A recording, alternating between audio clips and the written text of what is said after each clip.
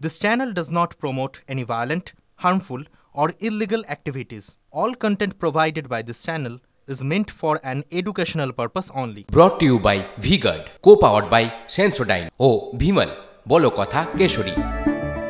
Associate sponsor Ultratech Cement। বসিরহাটে এক তৃণমূল কংগ্রেস কর্মী গুলিবিদ্ধ হয়েছেন পিফা গ্রামে পঞ্চায়েতের বাঁশতলা এলাকায়। এই ঘটনা ঘটেছে বলে জানতে পারা যাচ্ছে। শুক্রবার সন্ধ্যায় তৃণমূল কংগ্রেস কর্মী আলতাফ মালিককে ঘিরে কয়েকজন দুষ্কৃতী গুলি চালায়। এলাকাবাসীর চিৎকার চেঁচামেচিতে দুষ্কৃতীরা সঙ্গে আনা বোমা ভর্তি ব্যাগ ফেলে রেখে দিয়ে পালায়। গুলিবিদ্ধ আলতাফ মালিককে প্রথমে নিয়ে যাওয়া হয় বসিরহাট জেলা হাসপাতালে, পরে আরজি কর মেডিকেল কলেজে রেফার করা হয় তাকে। এলাকায় গুলি চলার ঘটনায় উত্তেজনার সৃষ্টি হয়েছে। উত্তেজিত জনতা প্রতিবাদে পথ অবরোধ করেন। গদ্দার শুভেন্দুর নেতৃত্বে দিকে দিকে দেখছেন সন্ত্রাস, বিজেপির কর্মীরা সন্ত্রাস শুরু করেছে। ওরা পরাজিত হওয়ার পরে আজকে খেজুরিতেও আমাদের 3 জন প্রতিনিধি দল গেছে, সেখানেও ওরা দোকান ঘর বন্ধ করে দিচ্ছে, মাঠে যাওয়া বন্ধ করে দিচ্ছে। ওরা এনি কস্ট বাংলার বুকে একটা দাঙ্গা লাগানোর চেষ্টা করছে এবং তৃণমূল কর্মীদের হিউজ পরিমাণে অ্যাটাক করছে। তৃণমূল কংগ্রেসের কর্মী কর্মী আলতাফ মাঝিকে আটকানো যাবে না, এরকম হাজারটা আলতাফ মাঝি আমাদের 1 নম্বর ব্লক জুড়ে রয়েছে। তৃণমূল কংগ্রেসের দাবি সম্পূর্ণ মিথ্যা। এই ঘটনায় বিরোধী রাজনৈতিক দলের কোনো যোগ নেই। আলতাফ বাবুর কোনো ব্যবসায়িক শত্রুতা ছিল কিনা কিংবা তৃণমূল কংগ্রেসের নিজস্ব গোষ্ঠী কোন্দল কিনা সে বিষয়ে খতিয়ে দেখা উচিত।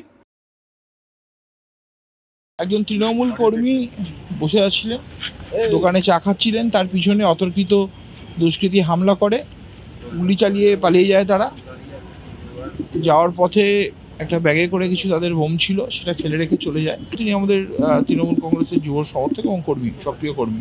কেন হামলা তো আমরা বলতে পারবো না, তবে ভোটের পরবর্তীকালে আমাদের জেতার পর বিরোধীরা কোণঠাসা, তারা অশান্তি করার চেষ্টা করছে এবং তারা আমাদের মানুষের মধ্যে বিশৃঙ্খলা সৃষ্টি করার চেষ্টা করছে। তৃণমূল তো এর আগেও তো এই জিনিসটাই করেছে, কারণ এদের তো তোলা কাটমানি খাওয়া, সিন্ডিকেট চালানো, এটাই তো হচ্ছে তাদের কাজ। এটা তো দেশের জন্য কাজ বা মানুষের জন্য কাজ তো তারা করে না, এটা তো আমরা জেনেই গেছি। সুতরাং তৃণমূলের একে অপরকে খুন করা, গলা কেটে দেওয়া, এটাই হয়ে এসছে, আগেও হয়েছে, এখনও সেই একই লেগেসি তারা বয়ে নিয়ে চলেছে। বিজেপি কর্মীর স্ত্রীকে বাড়ি থেকে তুলে নিয়ে গিয়ে ধর্ষণের চেষ্টার অভিযোগ। পূর্ব মেদিনীপুরের এগ্রার অস্থিচক এলাকায় ব্যাপক উত্তেজনা। বিজেপি কর্মী গোপাল পয়রার বাড়িতে হামলার অভিযোগ তৃণমূলের বিরুদ্ধে। বিজেপি কর্মীর স্ত্রীকে তৃণমূল কার্যালয়ে তুলে নিয়ে যাওয়া হয় বলে অভিযোগ ওঠে। ভোটের পর থেকে তৃণমূল অঞ্চল সভাপতি সুজিত শীলের নেতৃত্বে অস্থিচক এলাকায় বিজেপি কর্মীদের বাড়িতে হামলা এবং হুমকির অভিযোগ পদ্ম শিবিরের। এগরা থানায় অভিযোগের পর ফের দুষ্কৃতীরা হামলা চালায়, অভিযোগ বিজেপি কর্মী। পুলিশের বিরুদ্ধে অসহযোগিতার অভিযোগ বিজেপির। সব অভিযোগ অস্বীকার করেছে তৃণমূল কংগ্রেস।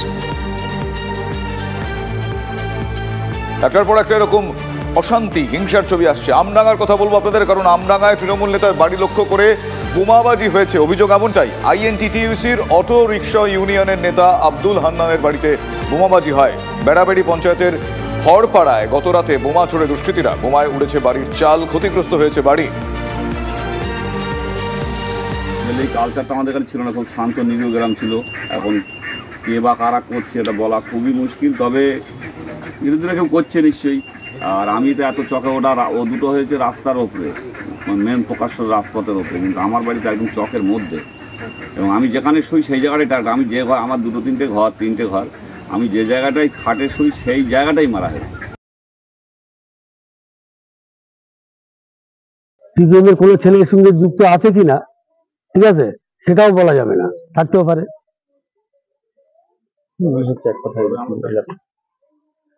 বাংলা কথা শেষ, মানে আমার যেটা বক্তব্য, মানে এর একটা বিহিত হওয়া উচিত।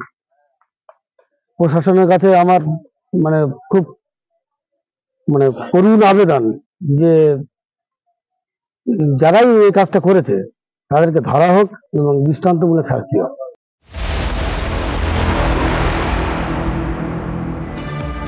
আর যতগুলো খবর এখনো পর্যন্ত বললাম, ভোট পরবর্তী হিংসার কথা বললাম, সেই নিয়ে কড়া অবস্থান নিয়েছেন রাজ্যপাল। বিবৃতি প্রকাশ করেছে রাজভবন, সেখানেও তোলেন আদালতের প্রসঙ্গ। রাজ্যপাল কি গৃহবন্দী, সেই প্রসঙ্গ তুলেই বিবৃতি প্রকাশ। আক্রান্তদের সঙ্গে দেখা করতে দিচ্ছে না সরকার, রাজ্যপাল আক্রান্তদের সঙ্গে দেখা করতে চান, দেখা না হলে পুলিশ মন্ত্রীর সঙ্গেও কথা নয়, পরিষ্কার বলে দিয়েছেন তিনি। এবং রাজভবনে মোতায়েন সব পুলিশ বদলের দাবি রাজ্যপালের। রাজভবনের তরফে জারি করা হয়েছে কড়া বিবৃতি।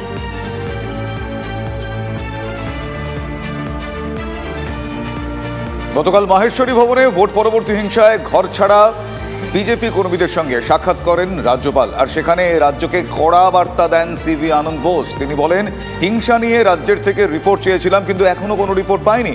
আমি চুপ করে বসে থাকবো না, হুঁশিয়ারি দিয়েছেন রাজ্যপাল C V Ananda Bose.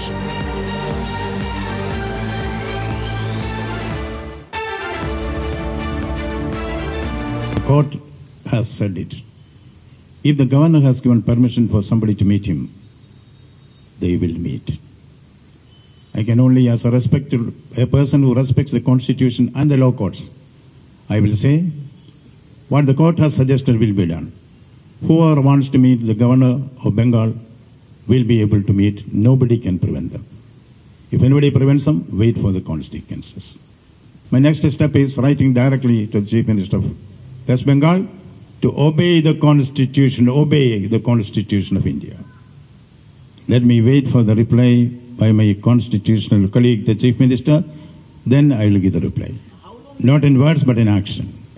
I repeat, not in words, but in action. How long you are going to wait for that? Maybe 1 minute, maybe 1 day, maybe 1 week. Not more than that. Action মোডে রাজ্যপাল এবং অত্যন্ত কড়া তিনি। সেক্ষেত্রে পাল্টা শাসক দলের কি বক্তব্য? কুণাল ঘোষের বক্তব্য শোনাবো। উনি তো রাজ্যপাল নিজের পার্টি কলিগদের কাছে গেছেন, নিজে পার্টির, উনি ভারতীয় জনতা পার্টির ব্যাজ বুকে নিয়ে ঘোরেন, তো ফলে ওনার পার্টির নাটক ফেল করছে, ফ্লপ করছে। তো সেখানে রাজ্যপাল সেই জায়গায় তিনি তার পার্টির সতীর্থদের সঙ্গে মঞ্চে অবতীর্ণ হয়েছেন, মুখোশ খুলে রাজনীতিতে নেমেছেন। Brought to you by V Guard, co powered by Sensodyne ও ভিমল, বলো কথা কেশরী।